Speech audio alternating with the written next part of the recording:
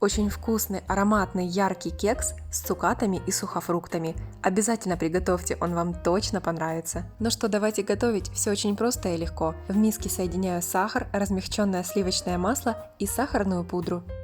Теперь все это нужно взбить миксером до однородности. Смотрите осторожно, не включайте на высокую скорость сразу миксер, чтобы у вас не разлетелась сахарная пудра по всей кухне.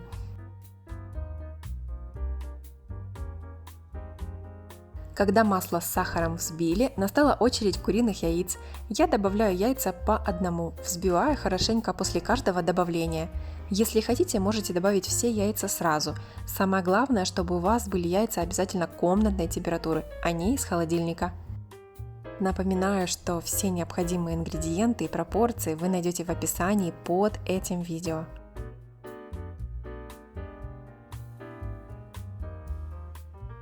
После того, как взбили массу с яйцами, добавьте молоко и снова хорошенько перемешайте миксером.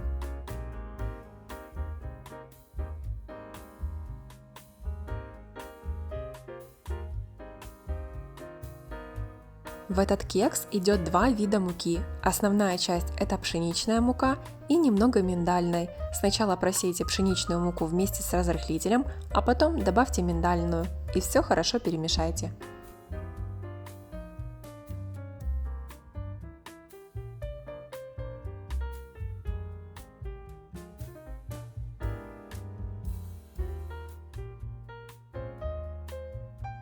Изюм и сухофрукты предварительно замочите в горячей воде. Я дополнительно еще вымочила изюм в роме. У меня еще с Рождества стоят в холодильнике остатки сухофруктов в роме. Это очень удобно. Также к изюму я добавляю микс цукатов и несколько ложек просеянной муки. И все хорошенько перемешиваю.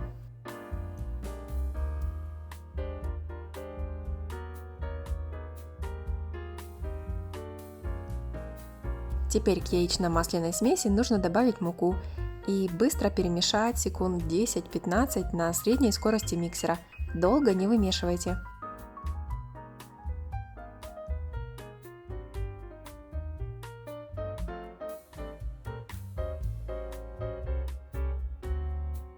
Следом добавьте в тесто сухофрукты и все перемешайте.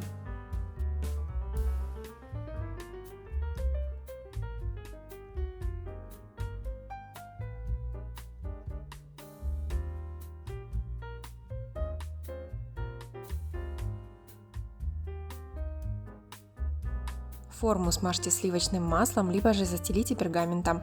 Я по краям смазала форму маслом, а посередине застелила пергаментом, для того, чтобы впоследствии можно было удобно доставать кекс из формы. Постарайтесь аккуратно выложить тесто в форму и распределите по всей поверхности силиконовой лопаткой.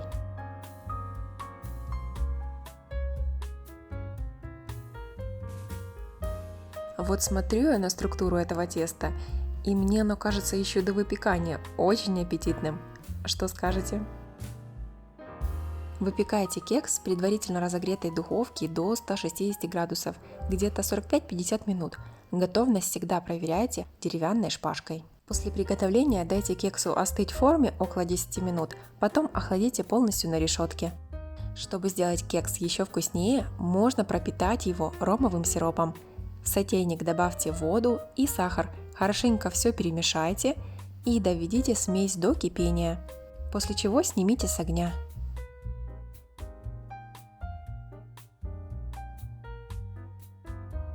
Перелейте сироп в другую емкость и добавьте ром или коньяк. Хорошо перемешайте. И, конечно же, не забывайте, что качество алкоголя влияет на конечный вкусовой результат.